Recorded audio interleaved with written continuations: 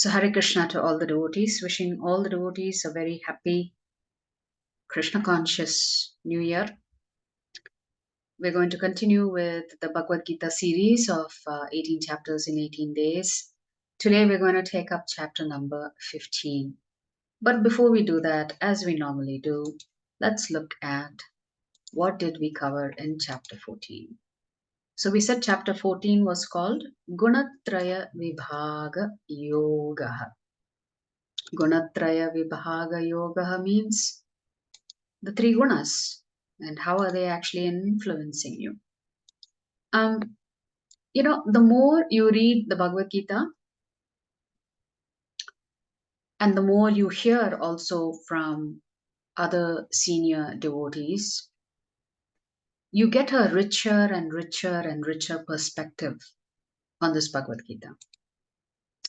We saw a whole lot of slides that talked about the impact of the three gunas, how they're always competing to dominate you.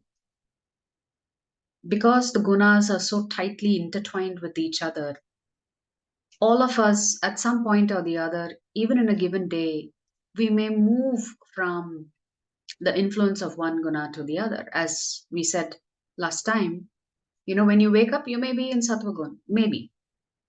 Some of us may wake up and maybe in a different, under the influence of Rajagun, we don't know. But the way nature intended it, usually early morning hours are conducive to spiritual practices. And then afternoon hours are conducive to earn a living. And then, of course, late evening hours are conducive for rest. So, taking time for contemplation and spirituality, taking time to earn a little bit of a living, and taking time to rest, all three are important. It is not that the gunas in and of themselves are negative or bad. It's just that if you don't observe yourself, and if you don't observe how these gunas are actually influencing you, then the Lord says your life may seem to be a little bit more out of control. So the Lord associates Sattvagun to be the mode of knowledge and happiness. Rajagun to be the mode where you're primarily under the influence of so many desires and you're always busy working for a living because you have so many dreams that you want to chase. And the more dreams you have, the harder you have to work for it, the harder you have to strive for it, and more time and energy is invested in just chasing things. Of course, if you're under the influence of the Tamogun, then probably in society you may be seen as a little bit of a misfit because you really don't have a strong sense of right and wrong. You have deviated from the path of dharma so much that you don't understand what you yourself are doing. Nevertheless, these three gunas are influencing all of us in some way or the other. So, can we say, okay, I have this percentage of Sattvagun, that percentage of Rajagun, this percentage of Tamogun in me, influencing me? It's very hard to say that. It's very hard to say that. Because we have different trigger points. Somebody may just make a statement and suddenly you are under the influence of Tamogun because you want to talk back, you want to speak bad language, you want to take revenge. So we have trigger points. People trigger us,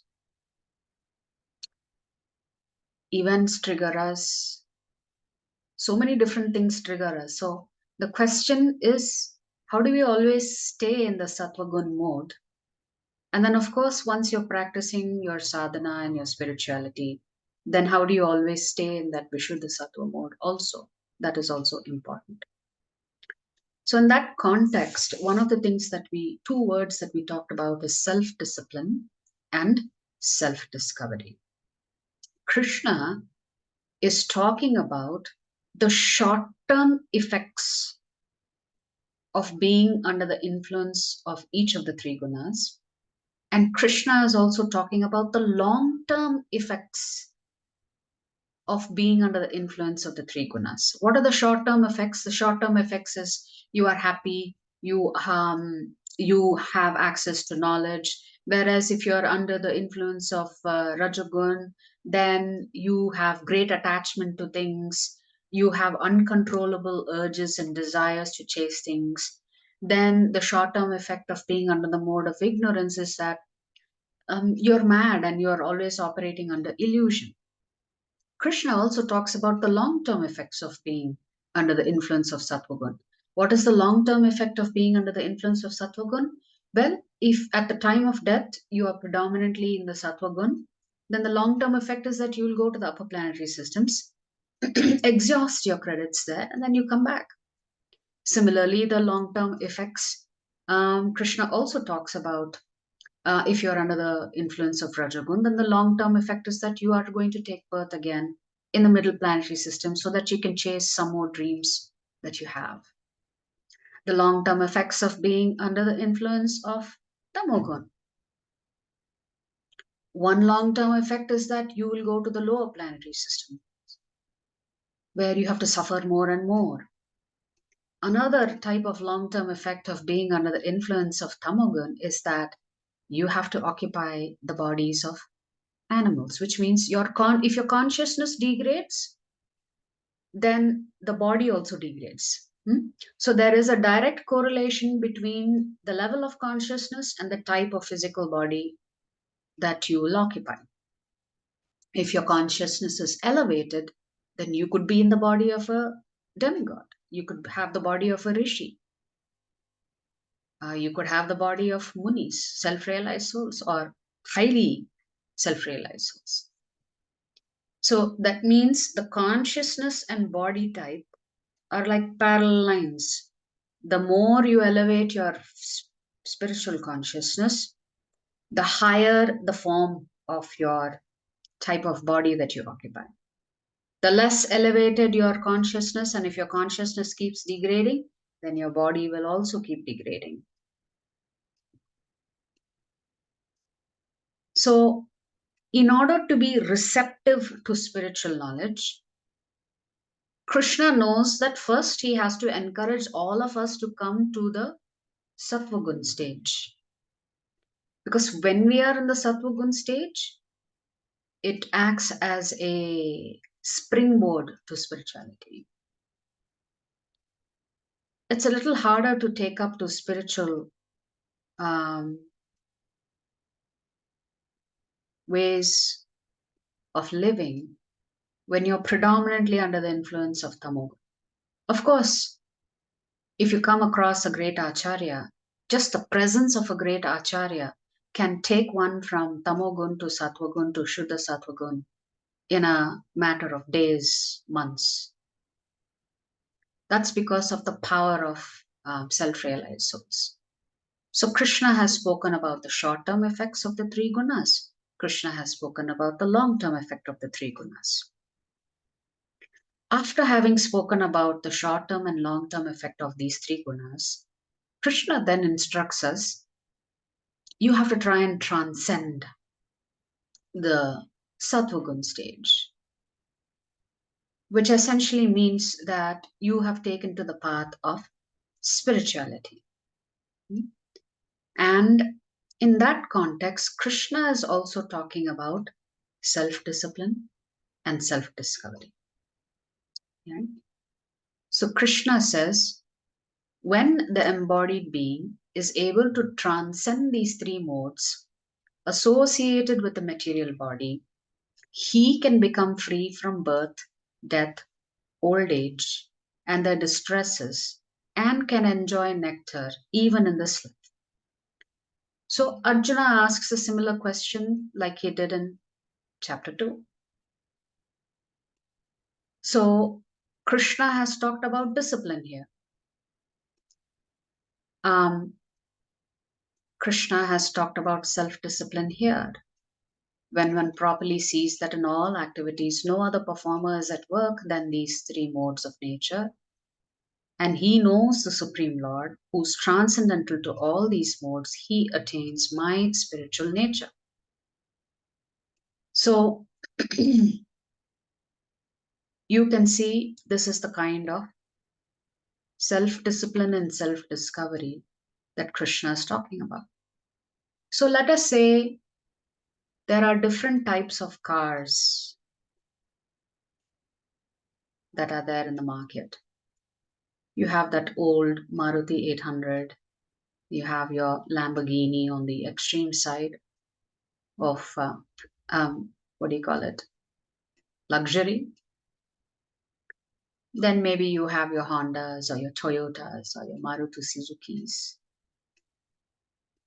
Krishna is saying, first, each of us has to know what kind of car are we driving. Am I driving a car that's predominated by Tamogun? Am I driving a vehicle that is predominated by Sattvagun? So each of us is occupying a body, and this body includes your physical body and your subtle body. Krishna is saying, first you need to know what kind of vehicle you're driving. The soul is residing within this vehicle. Is this vehicle in Shuddha Sattva state? Is this vehicle in Sattva state? So once you know the type of vehicle that you're driving, then you can adjust your driving accordingly. So the challenge Krishna is posing to us is that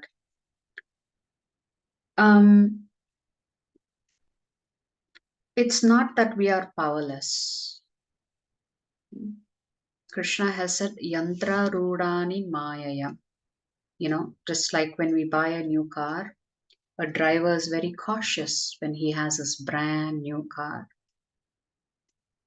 He has to get used to the way the car drives, the way the steering wheel responds, the way the brakes respond, until he gets used to it, until he becomes an expert driver of that particular car.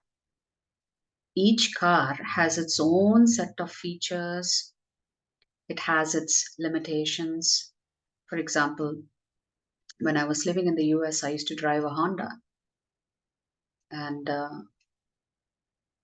for many, many years, I used to only drive Hondas. Then, after coming to India, I got a Maruti Suzuki because at the time that I was looking to purchase a car, the number of Honda dealerships and service stations were very few. The first thing that I noticed as the difference between driving a Maruti Suzuki or compared to a Honda is the level with which you can, the steering wheel responds to you. The ease with which you can steer the car in a Honda is far greater than you can in a Maruti Suzuki. That's based on my personal experience. Others may think differently. I'm not suggesting that we get used to either one car or the other. But my point is that different cars handle the roads differently. So if you have a road with a lot of potholes, and if you're in a Maruti 800, it may not handle the road very well, in the sense that the passengers in the car, they're going to feel every single bump in the road.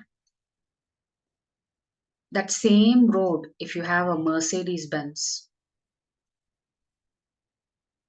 the passengers inside the car hardly feel anything,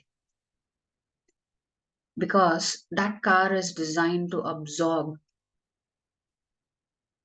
driving on bad roads, right?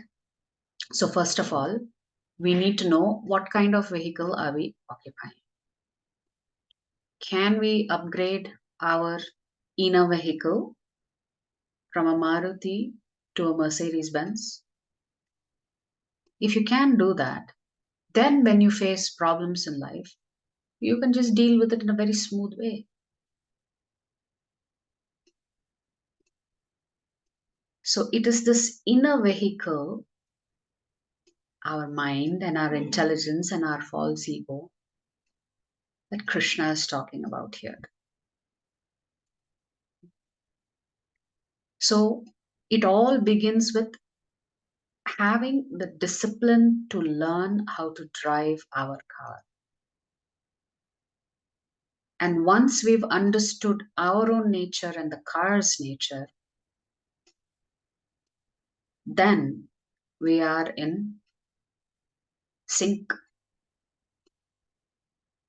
Therefore, Krishna talks about first, self discipline, second, self discovery. So, self discipline by itself is not sufficient because self discipline is simply going to tell you, what am I going to do, irregardless of how you feel. Whereas self discovery takes your emotions into consideration. You have to understand, okay, how does my mind respond to difficult situations? Like, for example, today is New Year. Many of us may have kept New Year resolutions. You know, we will commit ourselves when it comes to eating, when it comes to exercising, when it comes to other things. You know, we all make plans. So it's not that easy. So some resolutions are easy to stick to, some are not. So some resolutions, even before you make the resolutions, they've been dissolved because you don't have the capacity. You've not developed or built that capacity to deal with very, very difficult resolutions. You know? So, because each car has its own features and limitations, we need to understand that if we are under the influence of one particular guna, it has its own features and limitations. Therefore, self discovery is understanding what kind of car we are driving. What is the inner vehicle that's causing us to feel these ups and downs? Right? So, the objective is to become a better person. And Krishna is guiding us how you can become a better person. And to that effect, he talks about devotional service. So Krishna says performing bhakti helps you become a better person, and therefore you're able to manage your car better. Because the car may have its features and limitations, but the driver also has skills to perhaps overcome or compensate for certain features or lack of certain uh, areas in the car, areas of performance in the car. So Krishna is essentially telling us that we have to watch ourselves. We have to observe ourselves to understand how are we dealing with different situations. And the best way to actually overcome these three gunas, Krishna says, is one who engages in full devotional service, unfailing in all circumstances, at once transcends the modes of material nature, and thus comes to the level of Brahman. So if we don't make any endeavor to understand who we are, how can we learn how to control ourselves or overcome some of our baser instincts or some of our um, inclinations that are preventing us from making progress? Yes. So, and then Krishna concludes by saying, I am the basis of the impersonal Brahman, which is immortal, imperishable, and eternal, and is the constitutional possession of ultimate happiness. So these three gunas are the three different kinds of jail cells. We have to figure out which kind of jail we are residing in. So let's come to chapter 15. Chapter 15 is titled Purushottama Yoga. Purusha Uttama. Who's that Purusha who is Uttama? Of course, it's another name for the Lord. He's known as Purushottama. So, the yoga of the Supreme. Generally, when you lose a member of your family, it is advised to recite this chapter, chapter 15. Because this chapter 15 talks about our escape plan. How do we escape from this jail of the three gunas? That's what the essence of today's chapter is. And the escape plan is the Vedic scriptures. Krishna has already said in chapter 14, if you perform devotional service, you can transcend the three gunas.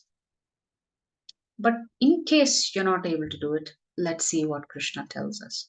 Before we begin, let's offer our most humble obeisances to His Divine Grace, A.C. Bhaktivedanta Swami Prabhupada, Srila Prabhupada Ki Jai. So the acronym for today is HOME. All of us want to go back home to Krishna, where there is nothing but Ananda, nothing but enjoying ourselves in the service of Krishna. So this chapter also has what is called the Trishloke Gita.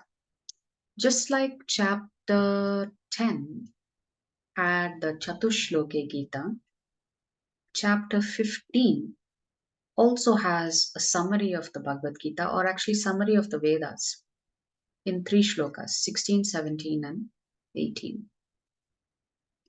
So shloka number 16, 17 and 18 is a summary of all our Vedic scriptures. So let's see. This is a very short chapter. There are only 20 shlokas in this chapter. But let's begin. What looks more attractive? The 5-star hotel on the right or home on the left? Most of us may be tempted to say the hotel. Hotel means, glamour, glitz. You don't have to cook. You don't have to make your bed. You don't have to clean the bathroom. There is always somebody doing some service for you, provided you are willing to pay the price. Home, it's more cozy, it's more loving, it's more warm. You have relationships with the people who reside under the same roof as you. Yes, there's a lot of work that needs to be done, but you're happy to do it because it brings you great joy. So Krishna is telling us we have all checked into this hotel called this material cosmos, and we're trying to make ourselves comfortable here, knowing fully well one day or the other you're going to get kicked out of the hotel. Your hotel may be upgraded or downgraded based on what you've done. So Krishna begins this chapter. In this chapter, there are no questions from Arjuna. So it begins with Krishna continuing to speak. So Arjuna has asked this question: what do these people, those who have transcended the three modes, how do they do that? What's their behavior? Right? Arjuna has asked that question, and Krishna continues to speak into the next chapter. So chapter 15 is called the Yoga of the Supreme Person. So Krishna is going to spend the first 4 shlokas using the banyan tree as an analogy to tell us that this world that we are living in, everything is upside down.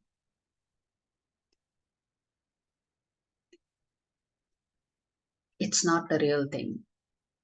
So let's look at the first four shlokas. Krishna says, "It is said that there is an imperishable banyan tree that has its roots upward and its branches down, and whose leaves are the Vedic hymns. One who knows this tree is the knower of the Vedas." So Krishna is talking about an upside down banyan tree. Why upside down, where the roots are up and the branches and everything else is hanging upside down?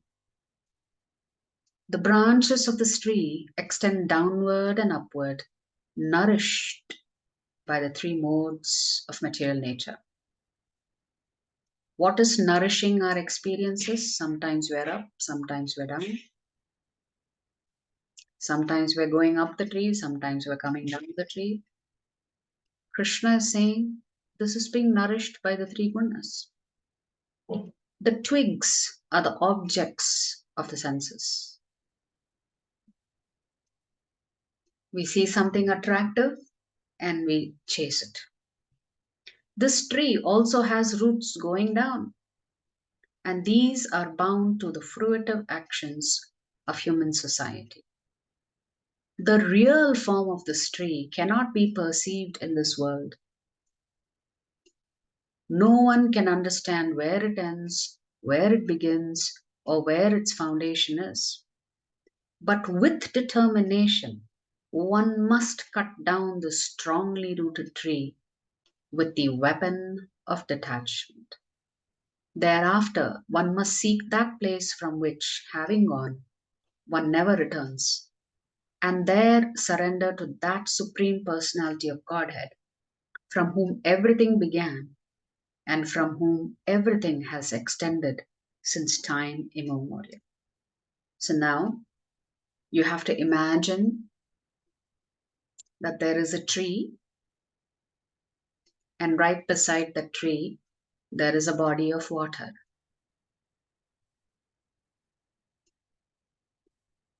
The tree's reflection can be seen in the water. But the reflection of the tree always is upside down.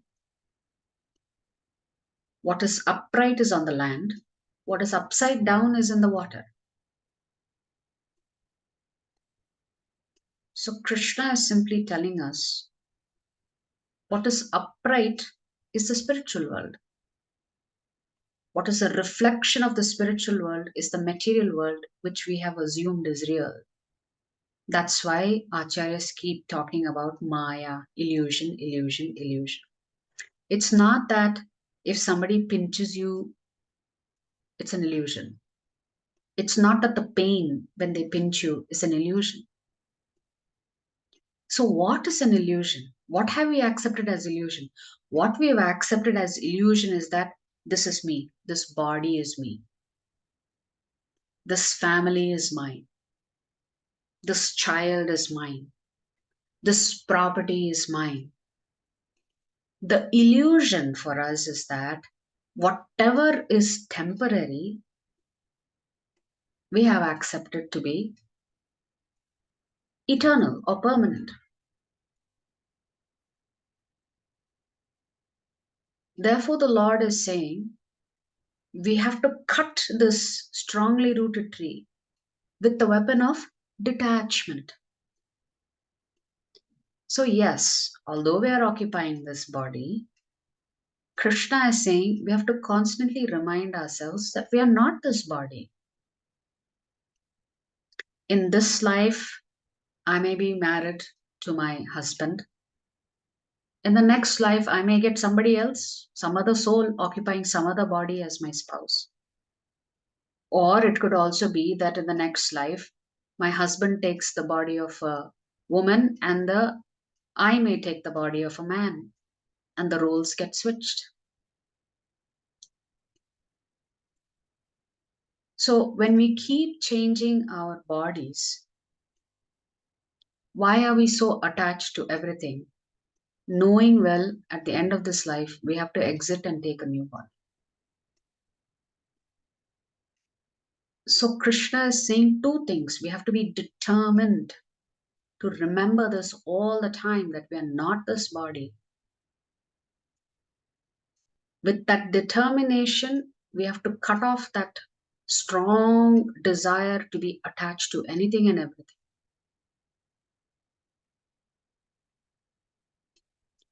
And how can you do that?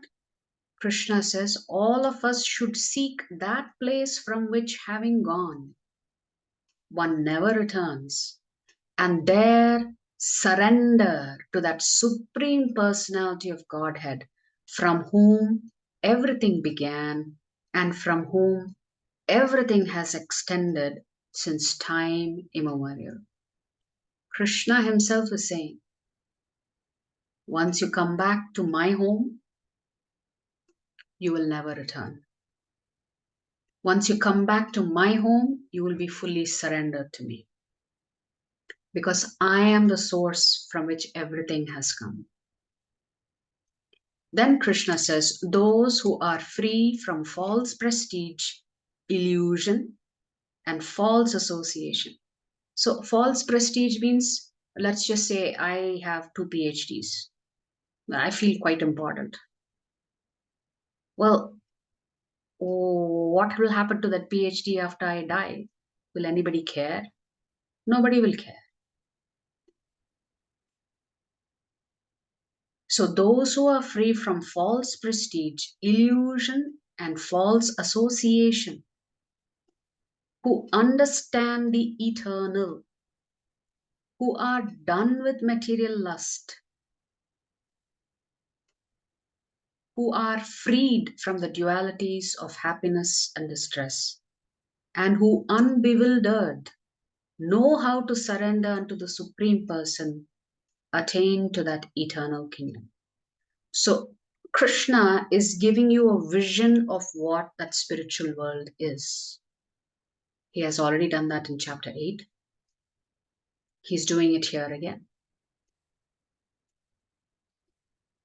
So he is saying we all have to learn how to surrender to him, to go back to the eternal kingdom. Then Krishna says, that supreme abode of mine is not illumined by the sun or the moon, nor by fire or electricity. Those who reach it never return to this material world. So he's telling us, when you come to the spiritual world, you will not see a sun and the moon lighting that spiritual world. The light emanating from the Lord's body itself illuminates the entire spiritual cosmos. The living entities in this conditioned world are my eternal fragmental parts. Krishna has taken ownership of you. He's saying, you belong to me. Don't forget that. They are my eternal fragmental parts. Due to conditioned life, they are struggling very hard with the 6 senses, which include the mind. So the 5 gross senses and the mind together make up 6 senses. Krishna is saying, you are part of me, but when you became separated from me, you are struggling. And this is a wonderful analogy. The living entity in the material world carries his different conceptions of life from one body to another as the air carries aroma. Thus, he takes one kind of body and again quits it to take another. So, one of the analogies used in the scriptures is that if air passes over, say, a field of roses, the air picks up the smell of the roses and transmits it. If that same air went over a garbage dump, it will pick up the noxious smell of the garbage rotting and carry it forward. Similarly, when the soul acquires a body that is of higher levels of consciousness, then it may experience bliss. When that soul comes into association with lower grades of nature, then it will go into lower species. Again, the aromas, you could say, is this concoction of gunas and, of course, our past karmas. The living entity, thus taking another gross body, obtains a certain type of ear, eye, tongue, nose, and sense of touch, which are grouped about the mind. He thus enjoys a particular set of sense objects. Krishna is saying, when the soul exits the body based on its desires and the vasanas, your desires, whether those desires are spiritual or material, that is like that air carrying the aroma. That is going to dictate your next body. So Krishna is not talking about just a human body. He's saying you may get a different type of ear, a different type of eye, a different type of tongue, based on what kind of desires you want to satisfy. Then Krishna is talking about those who don't understand this. The foolish cannot understand how a living entity can quit his body, nor can they understand what sort of body he enjoys under the spell of the modes of nature. But one whose eyes are trained in knowledge can see all of this. So when the Lord is saying, when your eyes are trained in knowledge, he's not talking about your physical eyes. He's talking about your consciousness.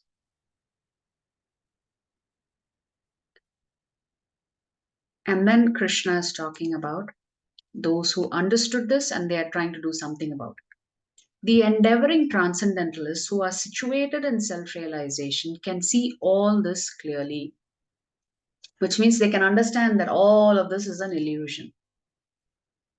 But those whose minds are not developed and who are not situated in self-realization cannot see what is taking place, though they may try.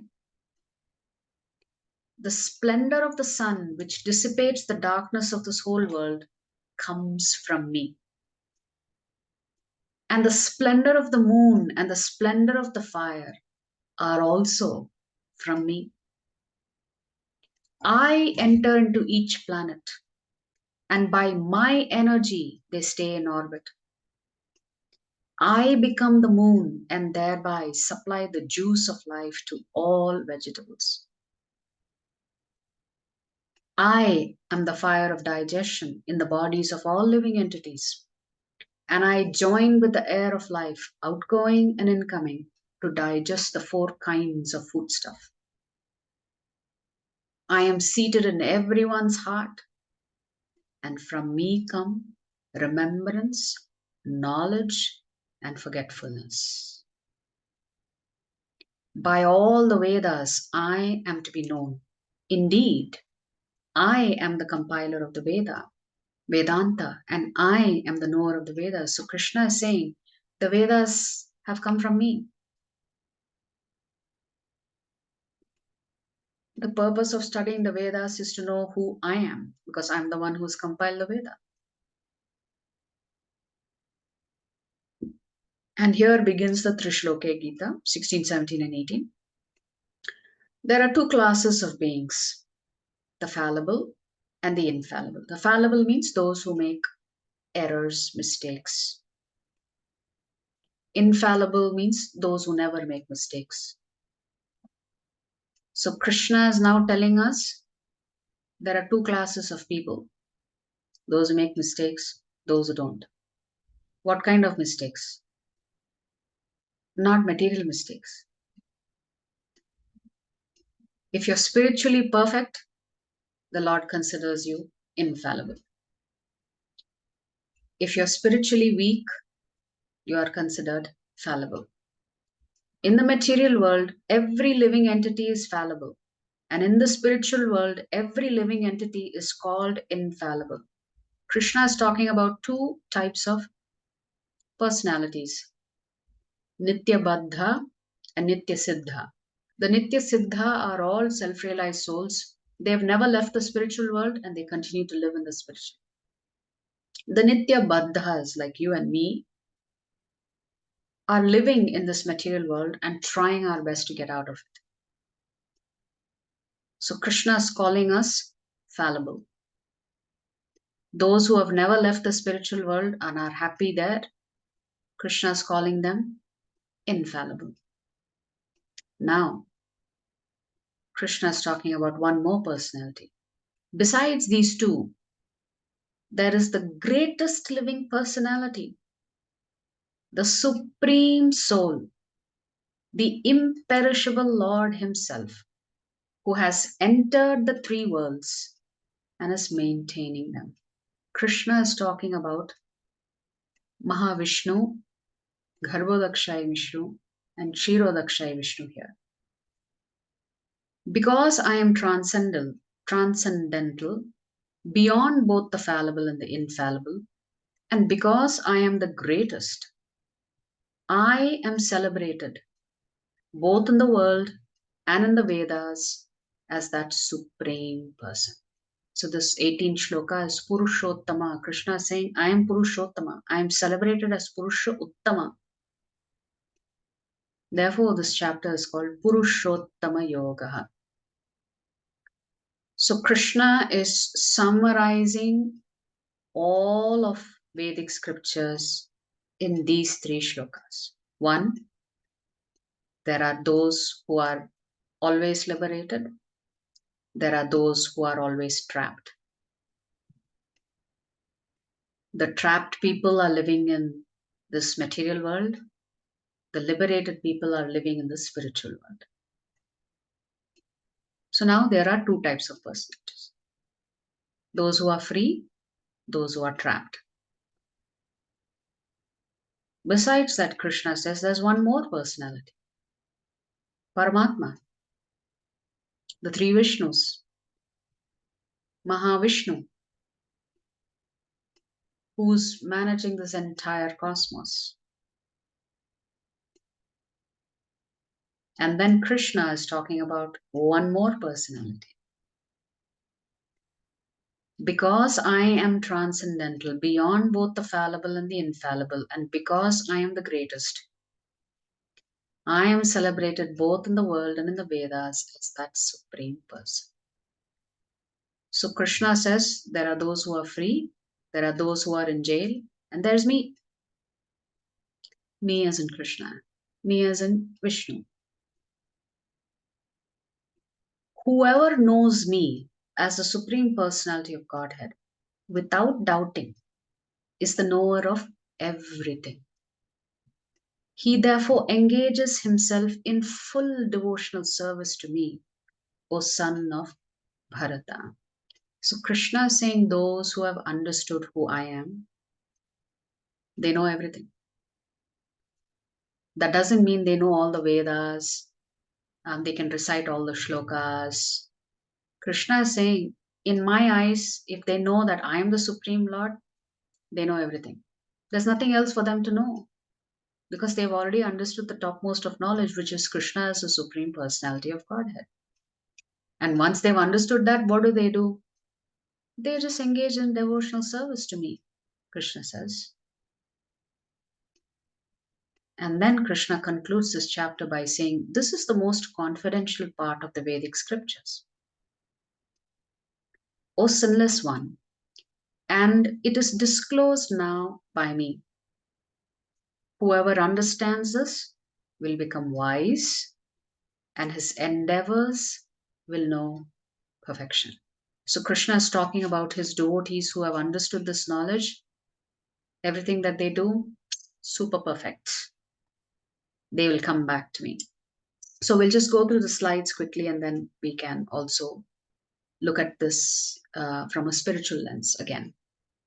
So the very first shloka, Shri Bhagavan Uvacha ऊर्ध्वमूलः अधः शाकम् अश्वत्थं प्राहुरव्ययम् छन्दांसि यस्य पर्णानि yastam veda sa vedavid. So Krishna is talking about that upside down banyan tree. As you can see in this picture, the tree is on firm ground, but the reflection is always upside down. So imagine this was a mango tree, and there are so many ripe mangoes hanging on the tree. And you want to have that mango because you know having that mango is going to bring you great joy.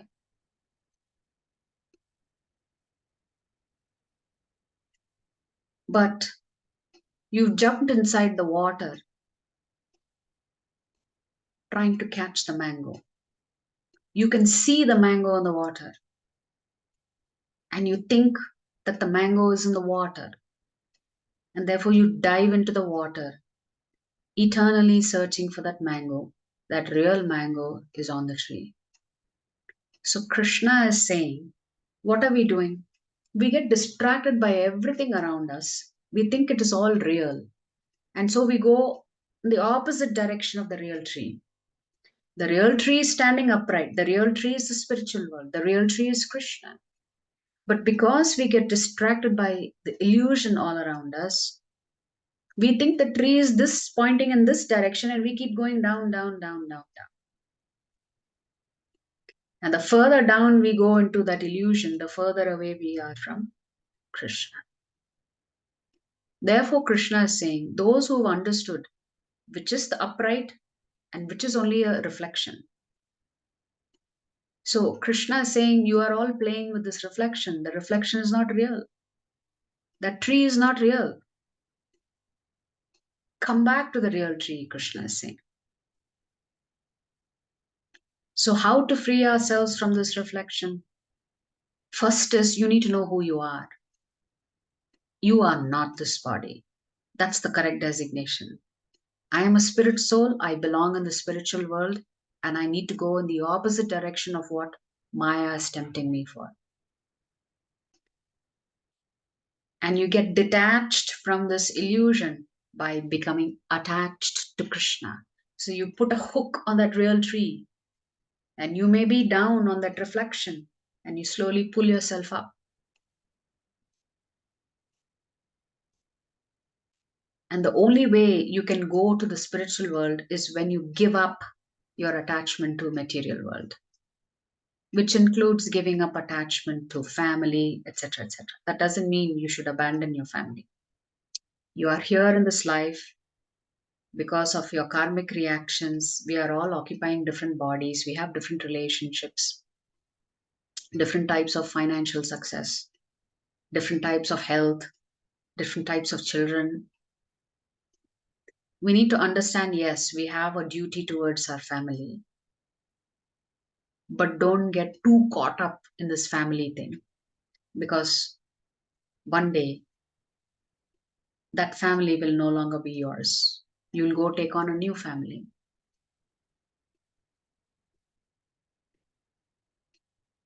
So essentially, Krishna is saying, understand the difference between the spiritual world and the material world. Spiritual world is real, material world is full of illusion. It's tempting you to go further and further away from Krishna. The illusion is not that the material world is not real. The suffering is real. The illusion is that you have accepted this place as your permanent home. So in the spiritual world, Krishna is giving you an example. Na tad bhasayate suryaha na shashanko na pavakaha yad gatva na nivartante tad dhama paramam mama. In my world, Krishna says there's no artificial lighting, because all light actually comes from me. But once you reach my home, my destination, you don't have to come back. So what is the connection that we have lost? Krishna says, you're mine. Mamaivamsho jiva loke, Krishna says. But somehow you got separated from me. So we are fragmental parts of Krishna, We are separated from Him. And because we are separated, we feel like we're stuck here. So if we keep staying in this hotel, then your rooms will keep changing. Your bodies will keep changing. Yeah? Mamaivamsho jivaloke jivabhutas sanatanaha manashashthani indriyani prakritisthani karshati. So Krishna is saying you're struggling because you're disconnected from me. Shariram yadavapnoti yachapyatukramati Grihitvaitani sanyati vayurgandhani vashayat. So, where whatever desires we're carrying, impressions that we're carrying, smells that we're carrying from past lives, it dictates the kind of body you take in your future life. So, essentially, Krishna is talking about the cycle of reincarnation. So, we keep changing bodies. We have different kinds of eyes, ears, nose, skin, hair, and like this, we are wandering around lost. Krishna says, Gam avishya cha bhutani dharayam yaham ojasa ushnami chaushadi sarvaha samo bhutva rasatmakaha somo bhutva rasatmakaha. So, we normally think that it is only the sunlight that makes for the process of photosynthesis. But it is also moonlight that actually gives the rasa for that fruit or that vegetable. So Krishna is saying, I become the moon and thereby supply the juice of life to all vegetables. So the taste of anything, vegetables, fruits, etc., is because of the moonlight. So Krishna is talking about how he is present everywhere. Adityagatam tejaha, splendor of the sun. Gama Vishyacha Bhutani. He is maintaining all the planets. Without Krishna's presence, the planets will not exist. Pushnami Chaushadhi Sarvaha. Supply the juice of life to all vegetables. Vaishvanaro. Fire of digestion. Krishna is saying, without me, your food will not digest. Pranapana Samayuktaha. Pachamya Annam. Because of the movement of the air, we are able to digest the food stuff. That movement of the air is also because of Krishna's potency. What about the body that Krishna is helping maintain? Krishna is saying even your mind and soul.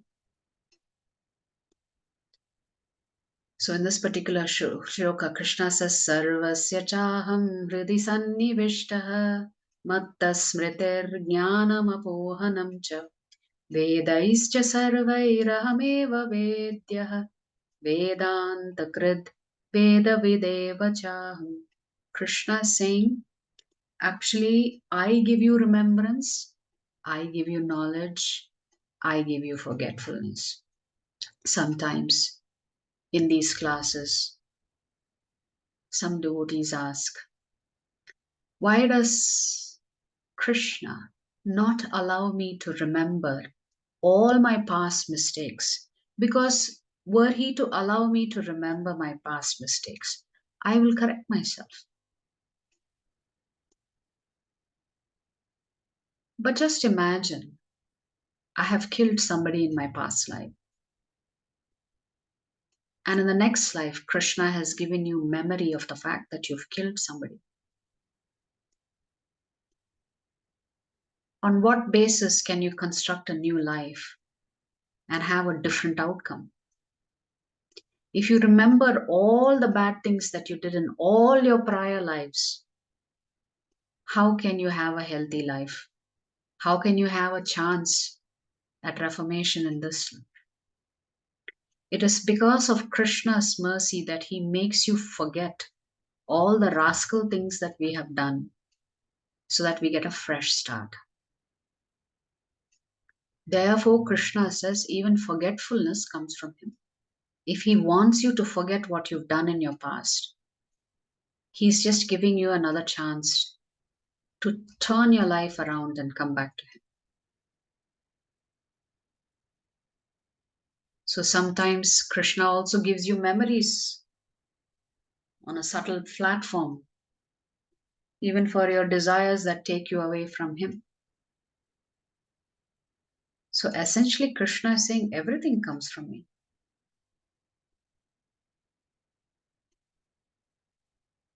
Krishna is saying the object, your goal should be me. Ultimately, that's what Krishna is saying in this chapter. That I should be your goal.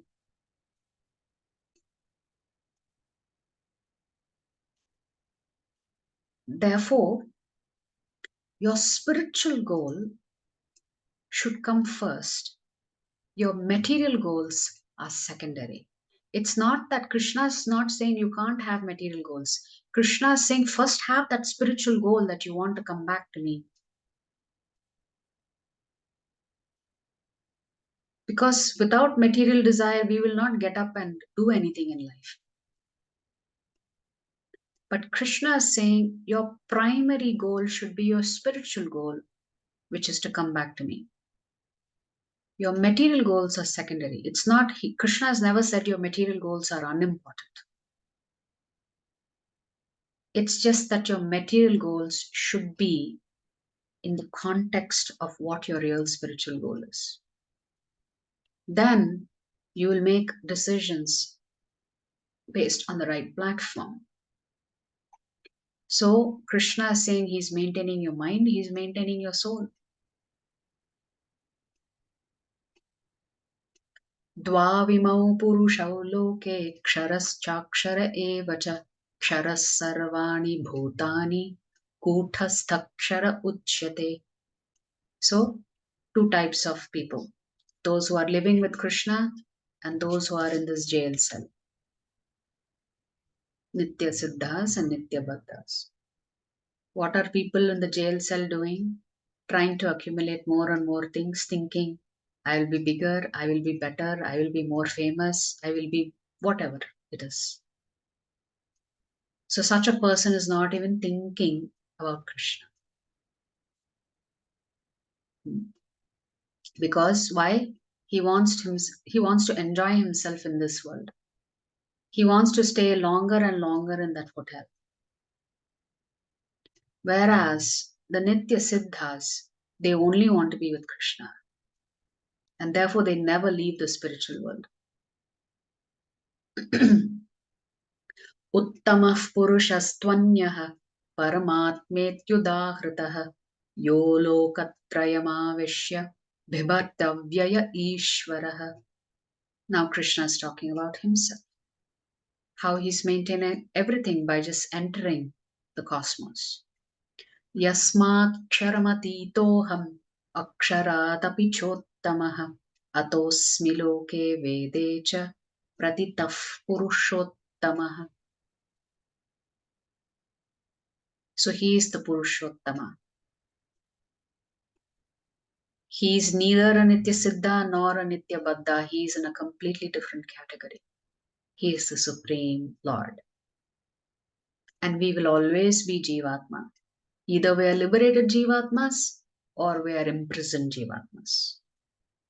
But the Lord is the Lord. None of us can become the Lord. That position is not vacant in the spiritual world. So there is no vacancy in the spiritual world for which we can apply for. So this is the importance of this particular chapter. So let's look at the summary view here. So we said in chapter 13, Krishna is ready to be your attorney, ready to help you get out of this prison. He's explaining to you what the features of this prison are. He is also now guiding you how to get out of this prison, which is to go through the Vedic scriptures and use the Vedas as your global positioning system to get out of this material world. So our escape plan is to study the Vedic scriptures. Now keep in mind, this section is the Jnana Yoga, it's not Bhakti Yoga.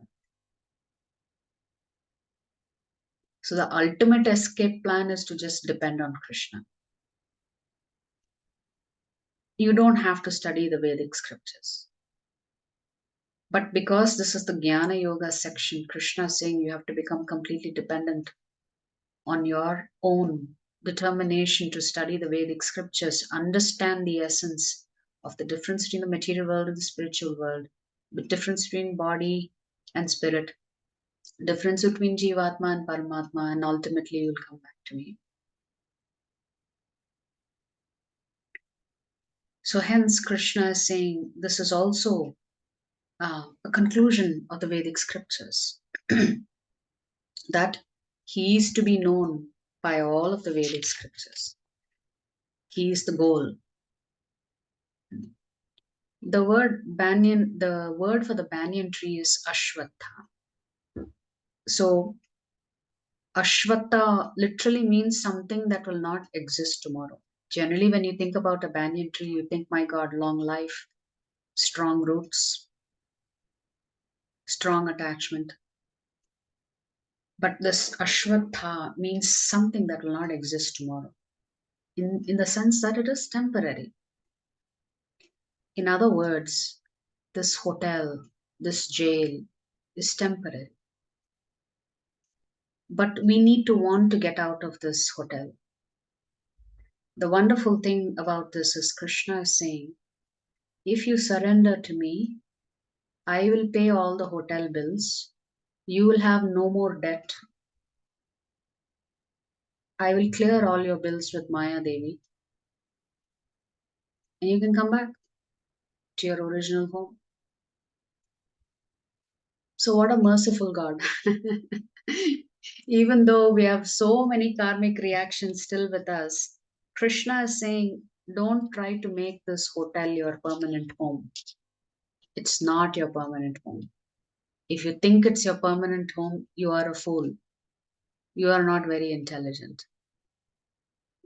You don't even know that you're suffering. You're trying to make yourself more and more comfortable in a place that is not going to exist. So Krishna is saying, realign your vision, change your vision. Let your vision be driven by the spiritual goal. So, how long can you stay in a hotel? A few days. So, even though we need to check out, which means you have to give up this body, we still try to make ourselves very comfortable. Krishna is saying that's not very intelligent. So, but then how to navigate from this hotel to the spiritual world? So, just like Krishna has taken the position of a charioteer for Arjuna, Krishna is ready to be your charioteer, provided you will allow him to be the driver and not be a backseat driver telling him what to do. Normally, we tell the Lord, I want this, I want that. That's the essence of our prayers, right? I want this, I want that. Give me this, give me that. Then I'll be happy with you. But a charioteer means you have handed over control to someone else, someone who's more experienced in managing that vehicle. So ultimately, surrendering to Krishna means allowing Krishna to be your driver, your chariot.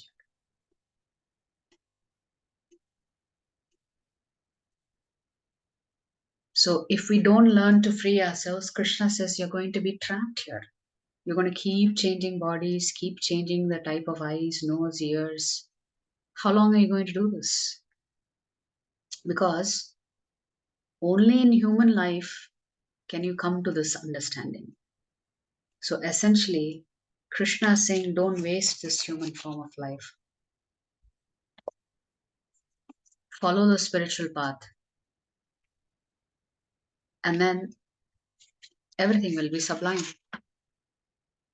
Right? So we need to even move away from the comfort zone that we talked about in in chapter 14. Moving away from the comfort zone of Sattvagun and getting into the transcendental zone of Shuddha Sattvagun.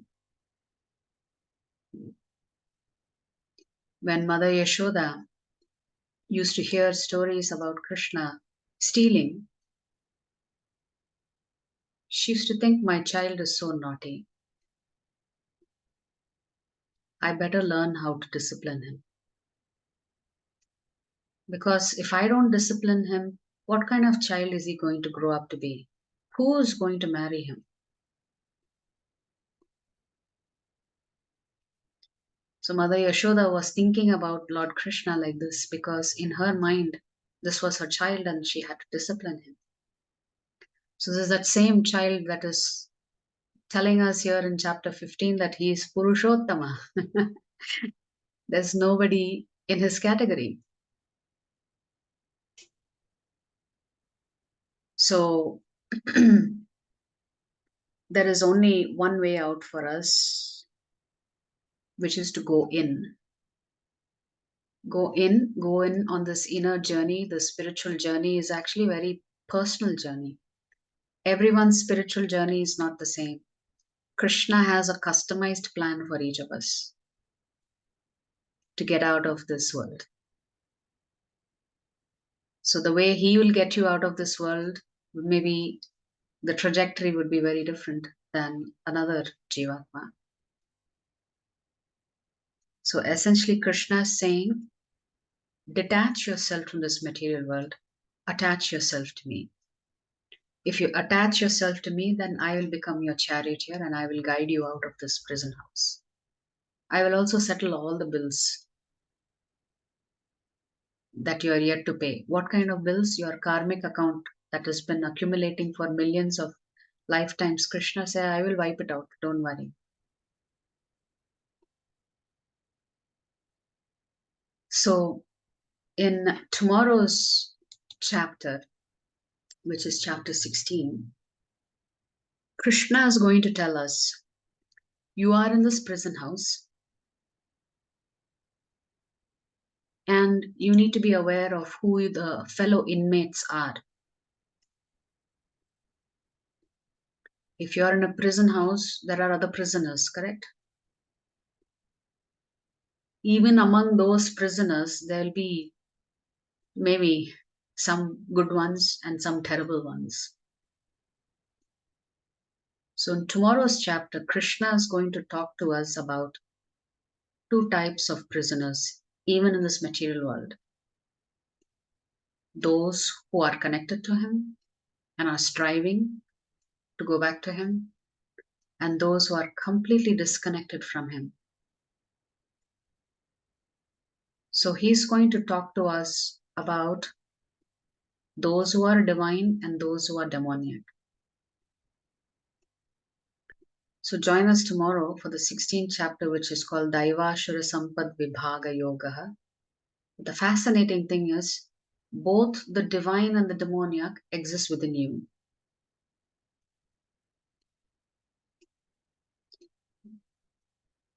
Within this prison, there is a good side of you and there is a bad, not so good side of you. And Krishna is going to tell you what is typically the bad side of you, and he will focus the entire chapter on the bad side. And one shloka, he will tell you what are the divine qualities. Because throughout the Bhagavad Gita, Krishna has been talking about the divine qualities one has to acquire to go back to him. So Krishna is going to focus chapter 16 on all the negative qualities, 6 of them, that you have to avoid. And when you come under the influence of these 6 demoniac qualities, Krishna says what all will happen. How it's going to really change the way you live your life. So the single word summary for today's chapter is GPS. GPS meaning your escape plan is going to be the Vedic scriptures. And tomorrow's chapter, the single word summary is inmates. There are two types of inmates, the divine and the demoniac. But the divine and demoniac exist within the same Jivatma. So, how can the Jivatma nourish their own divine qualities and weed out the demoniac qualities? So, some amount of work has to be done by us in this space. So, let's see what Krishna says tomorrow in chapter 16. How we can get out of this prison house by enhancing our divine qualities, by embellishing and enhancing our divine qualities, and subduing our demoniac traits that each one of us has. So, thank you very much.